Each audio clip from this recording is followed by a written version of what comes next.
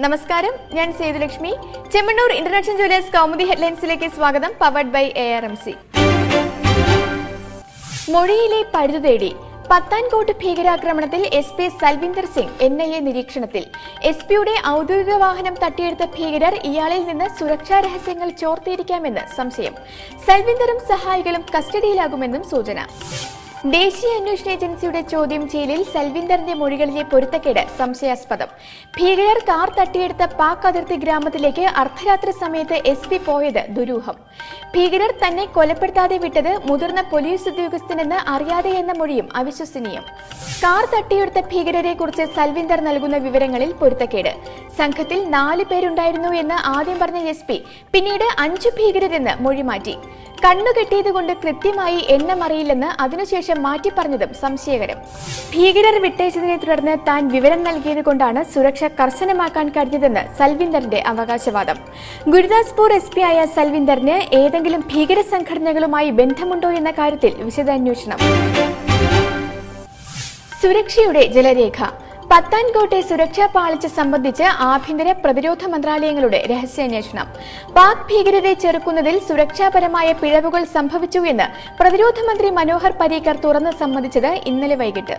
കൂറ്റൻ ചുറ്റുമതിലും മുകളിൽ സുരക്ഷാ വേലിയുമുള്ള വ്യോമതാവളത്തിലേക്ക് ഭീകരർ സർവ്വസന്നാഹങ്ങളുമായി കടന്നത് ദുരൂഹം. കൊല്ലപ്പെട്ട ഭീകരരിൽ ഓരോരുത്തരുടെയും കൈവശമുണ്ടായിരുന്നത് അത്യാധുനിക മോർട്ടാർ ലോഞ്ചറുകളും 50 കിലോഗ്രാം വരെ വെടിയുണ്ടകളും. ബന്ദിയാക്കപ്പെട്ട ഗുരുദാസ്പൂർ SP നൽകിയ മുന്നറിയിപ്പ് അവഗണിക്കാനിടയായ സാഹചര്യം പരിശോധിക്കും. ഭീകരസംഘം അതിർത്തി കടന്നെത്തിയത് ഏത് മേഖല വഴിയെന്ന് അന്വേഷിച്ച് റിപ്പോർട്ട് നൽകാൻ BSF-നും നിർദ്ദേശം.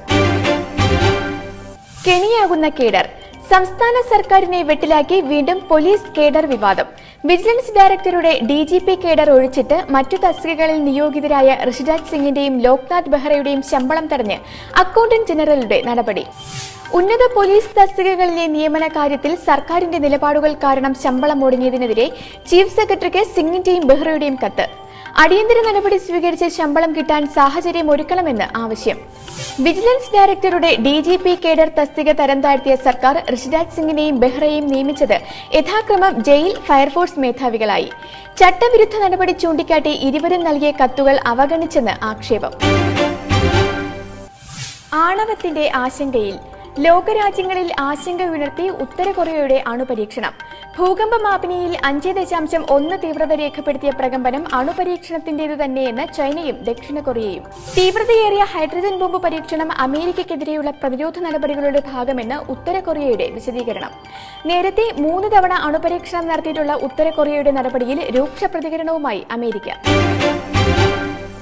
വീണ്ടും കണ്ണീർ യാത്ര. അഭയാർത്ഥി പ്രശ്നങ്ങളെ ഒരിക്കൽ കൂടി ലോക ശ്രദ്ധയിലെത്തിച്ച് തുർക്കിയിൽ വീണ്ടും ജലദുരന്തം. ഗ്രീസിലെ ലെസ്ബോസ് ദ്വീപിലേക്ക് പോയ 2 ബോട്ടുകൾ മുങ്ങി തീരത്തടിഞ്ഞത് 36 മൃതദേഹങ്ങൾ. ദുരന്തത്തിനിരകളായി 3 കുട്ടികളും ഗർഭിണിയും.